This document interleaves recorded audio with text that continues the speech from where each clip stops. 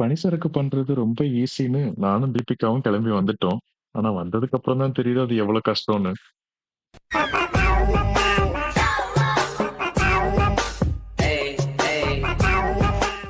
சரி பண்றவங்கள பார்த்து கத்துக்கலாம்னு பார்த்தா, இதையே இப்பதான் பார்த்து கத்துக்கிறியா?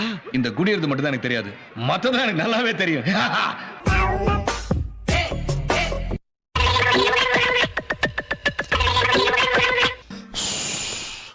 இப்பவே கண்ணை கட்டுதே. நமக்கு தான் வரல. இந்த பக்கம் திரும்பி தீபுமாவை பார்த்தா,